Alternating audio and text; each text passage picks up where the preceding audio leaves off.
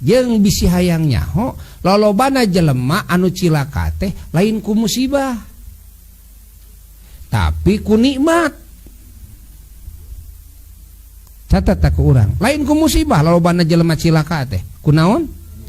ku nikmat sabab loba keneh naon loba keneh nikmat tini mang musibah kusabab nikmat loba akhirna teu bisa kasyukuran kan benu we Allah teh kusabab loba nikmat lah sepoho kanu maparin nikmat kusabab naon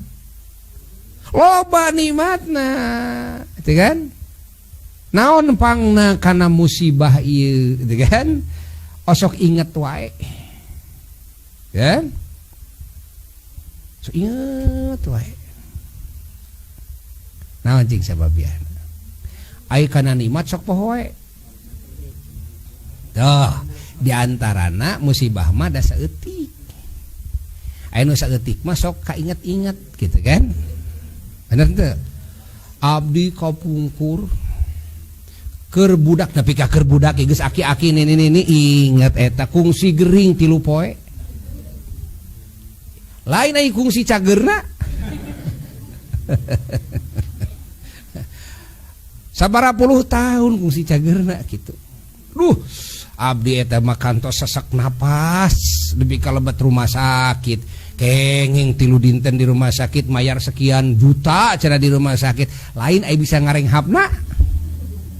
anu teu sesekna teh gitu abdi nyeri soca nepi ka teu bisa beunta-beunta acan kenging 3 poe lain aya nenyona tuh ya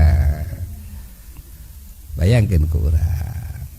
jadi lolobana jelema nu cilaka lain tina sabab musibah tapi tina sabab naon nikmat nu mawi dawuhan Allah wa qalilun min ibadiyasy syakur kacida saeutik pisan ti golongan hamba-hamba kami anu ahli syukur nu ahli syukur saeutik pisan dugi ka ku Allah disebatkeun saeutik pisan ya ieu teh nuduhkeun kana naon Allah Ta'ala ngadawukeun kitu ieu teh isyarat yen nikmati Allah teh geus teu aya wilanganana musibah mah saeutik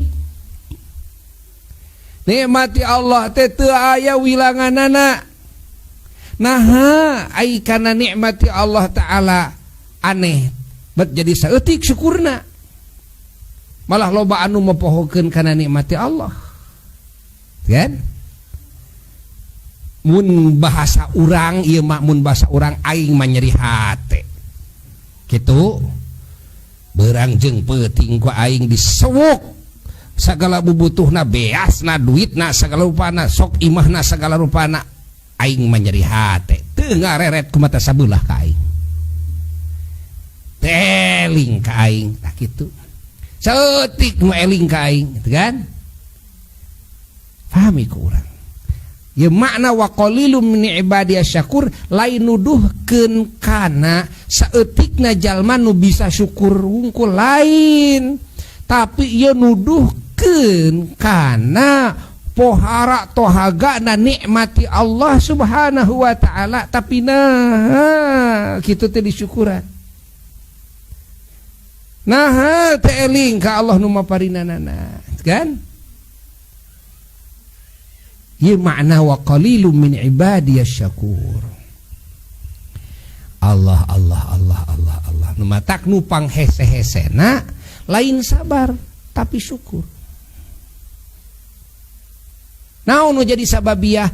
pangna leuwih hese syukur ketimbang sabar di antara nu jadi sababiahna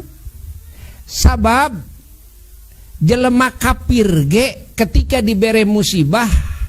dalah dikumaha najan teu nyaho ka pangeran teu percaya ka pangeran dalah dikumaha ujung ceritana nya mau tidak mau kudu narima we lain gitu pasti kabehanana bakal gitu. Rek nu iman, rek nu teu iman, ya mau tidak mau ai geus kumahakeun atuh. Kan? Dibere geringnya geus dikumahakeun atuh. Kacilakaan ai geus dikumahakeun atuh, teu kan? Jadi karena musibah mah tong boro mah jelema nu iman, nu kafir ge gitu kan bisa narima. Beda jeung kana nikmat. Tong boro mah nu kafir, anu iman ge itu kan hese anu kan syukur, hese anu eling ka Allah nu maparena nikmatna.